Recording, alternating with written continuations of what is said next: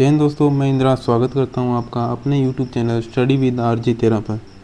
आज की इस वीडियो के अंदर हम बात करेंगे पदार्थ की अवस्था परिवर्तन के बारे में। इससे पहले हम चैप्टर नंबर 1 हमारे आसपास के पदार्थ पर 2 वीडियो बना चुके हैं। ये हमारा तीसरा वीडियो है जिसमें हम बात कर रहे हैं पदार्थ की अवस्था परिवर्तन के बारे में।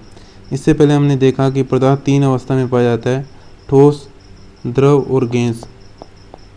ठोस, द्रव और गैस, इन तीनों अवस्थाओं का एक दूसरे के अंदर कैसे परिवर्तन होता है आज की इस क्लास के अंदर हम देखने वाले हैं।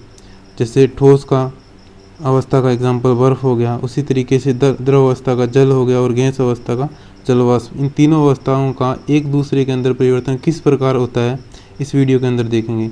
तो जो अवस्था परिवर्तन है उसके अंदर 2 फैक्टर होते हैं, जिसे ताप के द्वारा भी कर सकते हैं और दाब के द्वारा भी कर सकते हैं।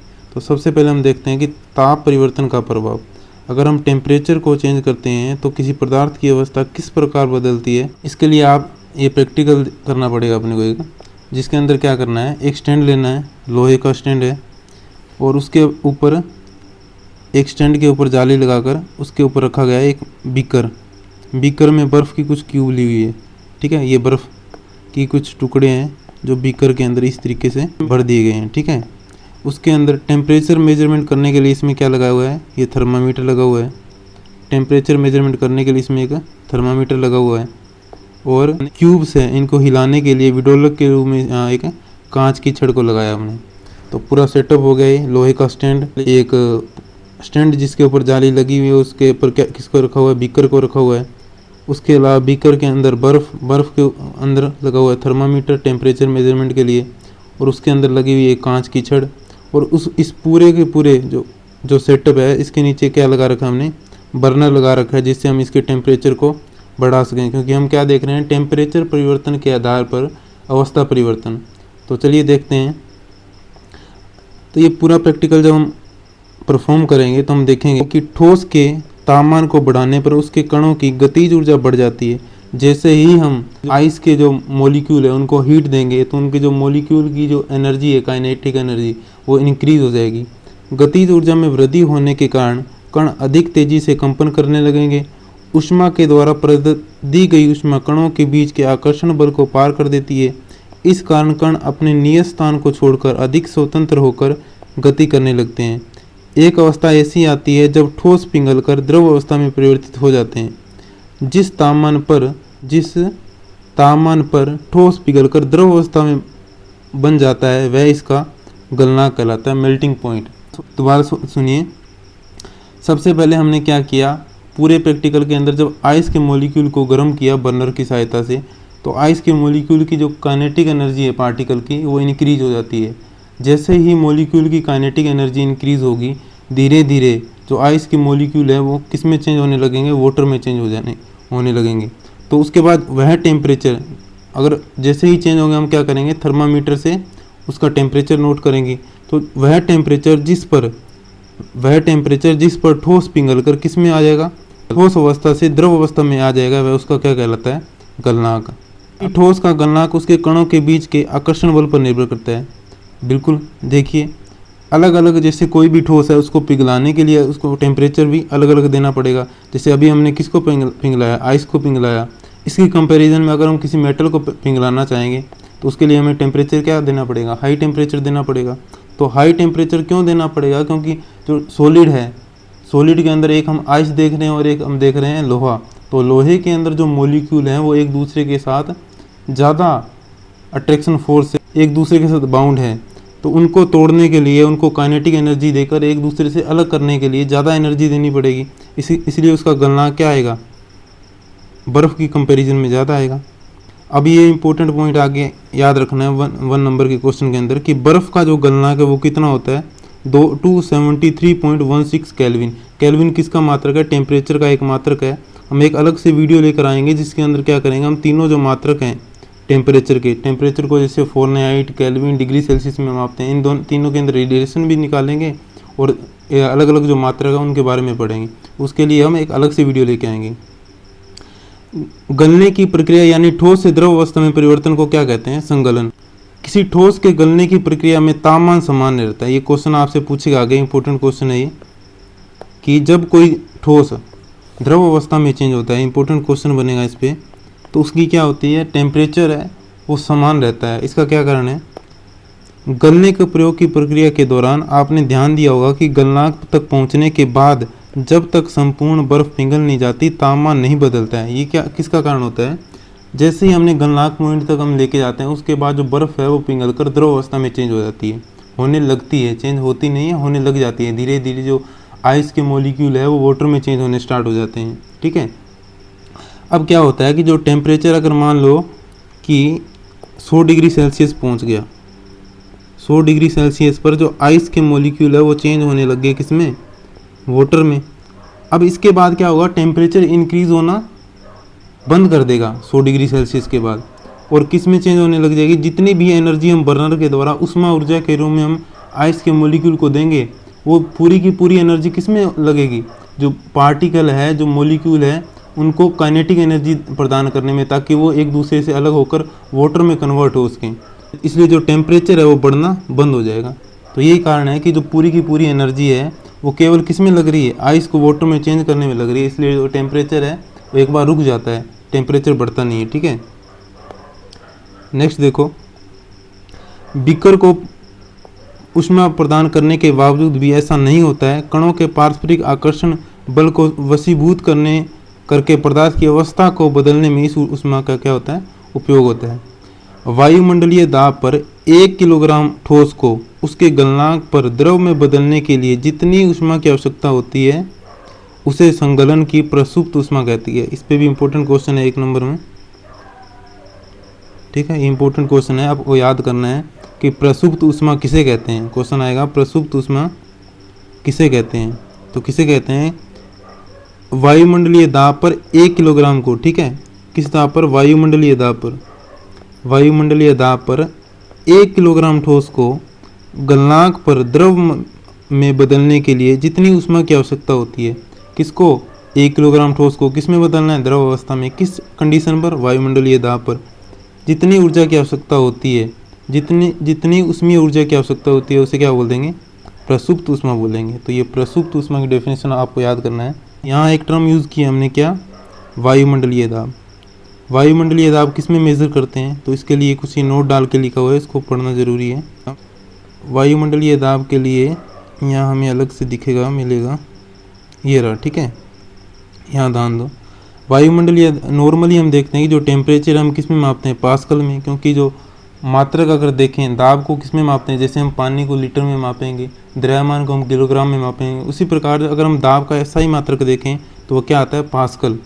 लेकिन दाब का एक अलग मात्रक है भी है, एटमॉस्फेयर। अगर हम एटीएम देखें तो वो भी किसका मात्रा है, गैसीय दाब के मापन का एक मात्रक है। ठीक है, और अगर हम रिलेशन देखें 1 एटीएम किसके बराबर होता है, एटमॉस्फेयर प्रेशर, वो कितने पास्कल के बराबर होता है, तो 1.01 × 10⁵ पास्कल। तो ये रिलेशन आपको याद करना है, एक एटीएम किसके बराबर होता है, 1.01 × 10⁵ पास्कल। तो ये आपको बताना था कि जो वायुमंडलीय दाब है उसका मात्रक है एटीएम भी है।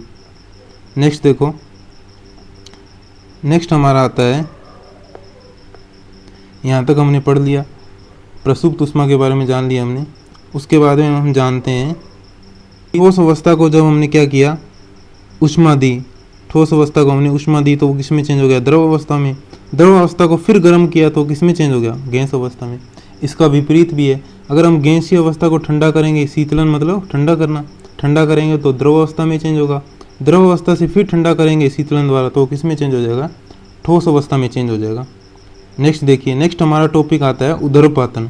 यह कह सकते हैं कि तापमान बदलकर हम पदार्थ को एक अवस्था से दूसरी अवस्था में बदल सकते हैं। हमने देखा अभी टेम्परेचर को जैसे ही बढ़ाते हैं तो ठोस, द्रव, गैस कंटिन्यू चेंज होता है, टेम्परेचर को कम करते हैं तो गैस, द्रव और ठोस वापस उसी अवस्था में चेंज होता है। लेकिन अगर हम क्या होगा कि अगर हम किसी को टेम्परेचर दें, मतलब गर्म करें, वो ठोस अवस्था से क्या हो, सीधा गैस अवस्था में चेंज हो, ये बीच वाला द्रव अवस्था वाला कंडीशन है वो बने ही ना, द्रव बने ही ना, ठोस अवस्था से सीधा गैस अवस्था में चेंज हो जाए तो उस अवस्था को बोलते हैं हम उदरपातन। लेकिन कुछ ऐसे पदार्थ है जो द्रव अवस्था में परिवर्तित हुए बिना ठोस अवस्था से सीधे गैस अवस्था में बदल जाते हैं, तो इसको हम बोलते हैं उदरपातन। उदरपातन के लिए सबसे बेस्ट एग्जाम्पल है, जैसे आपने देखा होगा जब आपने आपने अपनी मम्मी जब संदूक से या किसी टेंची में कपड़े रखती है तो उसके अंदर ऐसी कुछ गोलियां डालती है नेफ्थलीन की। आप कुछ टाइम बाद फिर से उसी टेंची को ओपन करते हैं, कपड़ों के बीच में देखोगे तो ये गोलियां क्या हो जाती है, गायब हो जाती है। ना ही हमारे कपड़े ख़राब होते हैं, गीले होते हैं, तो ये गोलियां कहाँ चली गई, ये ठोस अवस्था से गोलियां किस में चली गई, डायरेक्ट गैस अवस्था में चली गई। इसी प्रकार अगर हम दिवाली पे गुब्बारे जलाते हैं तो नीचे जो कपूर की टिक्की जलाते हैं वो क्या होती है, सॉलिड स्टेट के अंदर होती है और डायरेक्ट उसके बाद ना लिक्विड में चेंज हुए बिना सीधी गैस अवस्था में चेंज हो जाती है। तो ये जो प्रोसेस है ठोस अवस्था से सीधे गैस अवस्था में चेंज हो जाना, ये क्या है, उदरपातन है। ये जो प्रैक्टिकल आपके पास है अमोनियम क्लोराइड का उदरपातन, ये एग्जाम्पल याद रखने हैं आपको, कपूर, अमोनियम क्लोराइड, इसी तरीके से नेफ्थलीन, ये सारे के सारे उन पदार्थों के एग्जाम्पल है जिनका डायरेक्ट उदरपातन होता है, मतलब जो ठोस अवस्था से सीधे गैस अवस्था में परिवर्तित होते हैं। नेक्स्ट देखिए, द्रव अवस्था में परिवर्तित हुए बिना ठोस अवस्था से सीधे गैस अवस्था और गैस अवस्था से वापस ठोस में बदलने की प्रक्रिया को क्या बोलते हैं, उदरपातन बोलते हैं। तो ये भी एक नंबर का इंपॉर्टेंट क्वेश्चन है, डेफिनेशन आपको याद करना है, उदरपातन किसको बोलते हैं। नेक्स्ट हम देखते हैं, हमने देखा कि दो फैक्टर हैं जिनके द्वारा हम किसी भी पदार्थ की अवस्था को परिवर्तित कर सकते हैं। तो दूसरा जो फैक्टर है वो है दाब परिवर्तन का प्रभाव। दाब परिवर्तन मतलब किसी चीज़ को कंप्रेस करना। आपने देखा होगा आपके घरों के जो गैस सिलेंडर है उसके अंदर गैस भरी हुई है, ठीक है, एलपीजी भरी हुई है ना, लिक्विड पेट्रोलियम गैस। तो उसको रियल में तो गैस है, लेकिन जब गैस को हिलाओगे तो आपको ऐसा लगेगा कि गैस सिलेंडर के अंदर कोई लिक्विड भरा हुआ है। तो वो कुछ नहीं है, केवल प्रेशर के द्वारा जो गैस है इसको लिक्विड के अंदर चेंज किया गया है। एग्जाम्पल के रूप में जैसे आपके अंदर ये एग्जाम्पल दिया हुआ है, इसमें देखो क्या है, एक सेटअप लिया हुआ है जिसके अंदर एक गैस भरी, पहले देखो पार्टिकल दूर दूर है ना, तो इसके अंदर गैस है, उसके ऊपर एक लगा हुआ है पिस्टन। पिस्टन को जैसे ही दबाया तो गैस के जो मॉलिक्यूल है वो पास पास आ गए, और गैस से कौन सी अवस्था चेंज होगी, इसको मानते हैं गैस अवस्था, क्योंकि मॉलिक्यूल दूर दूर है। जब नज़दीक आ गए तो ये कौन सी अवस्था चेंज होगी, द्रव अवस्था में चेंज हो गया। और जब बिल्कुल इसको कंप्रेस कर दिया तो मॉलिक्यूल एक तरीके से बिल्कुल चिपक गए पास पास, तो इस अवस्था को हम बोल सकते हैं ठोस अवस्था।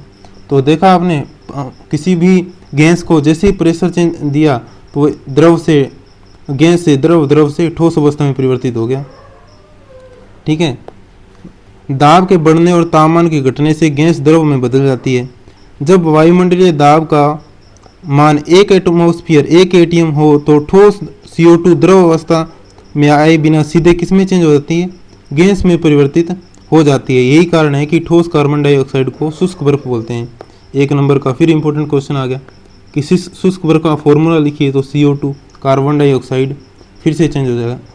अब जो हमने अभी तक पढ़ा, दाब परिवर्तन के आधार पर, ताप परिवर्तन के आधार पर एक जो अवस्था है उसका दूसरी अवस्था के अंदर चेंज हो जाना, पूरा का पूरा एक डायग्राम के तीनों अवस्थाओं में पदार्थ का रूपांतरण, तीनों अवस्थाओं का एक से दूसरी अवस्था के अंदर रूपांतरण।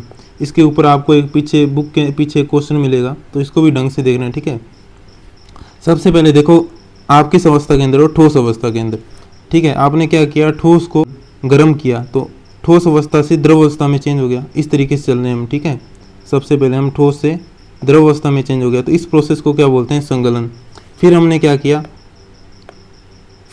किया, फिर द्रव को हमने गर्म किया तो द्रव से गैस अवस्था में चेंज हुआ, और इस प्रोसेस को क्या बोला हमने, वाष्पीकरण बोला। फिर गैस अवस्था को जब गर्म किया तो वो डायरेक्ट किस में चेंज नहीं हुआ, गैस से डायरेक्ट किस में चेंज हो गया, ठोस में चेंज हो गया। अभी मैंने बताया इस प्रोसेस को क्या बोलते हैं हम, उदरपातन, ठीक है। अब एक ठोस से सीधे गैस में चेंज हो गया, उस प्रोसेस को भी उदरपातन बोलते हैं। लेकिन जब गैस अवस्था को ठंडा किया और किस में चेंज किया, द्रव अवस्था में, तो इस प्रोसेस को बोलते हैं संघनन। और द्रव अवस्था को फ्रिज में डालकर, जैसे हम पानी को डालते हैं और फिर क्या जमाते हैं, बर्फ बनाते हैं ना, तो द्रव अवस्था से ठोस अवस्था में बनाना, उसको क्या बोलते हैं, जमना। तो संगलन किसको बोलते हैं, ठोस से द्रव, द्रव से गैस वाष्पीकरण, गैस से ठोस उदरपातन। फिर उल्टा, ठोस से गैस क्या हो गया, ठोस से गैस उदरपातन, गैस से द्रव संघनन, द्रव से ठोस जमना। तो ये पूरी की पूरी प्रोसेस है। ये क्वेश्चन है जो मैंने पिछले क्वेश्चन भी अभी तक नहीं करवाए, एक अलग से वीडियो में करेंगे जब मैं टेम्परेचर के जो तीनों मेजरमेंट है वो करवा दूंगा, किस किस में मापते हैं, और तीनों फॉर्मूले करवा दूंगा। तो वो एक नेक्स्ट जो वीडियो है उसमें हम क्या करेंगे, टेम्परेचर, तीनों टेम्परेचर कर लेंगे, केल्विन, डिग्री सेल्सियस, फ़ारेनहाइट, और जो लास्ट पॉइंट है एवेपोरेशन वाष्पीकरण, ये भी उसके अंदर कवर कर लेंगे। Thank you.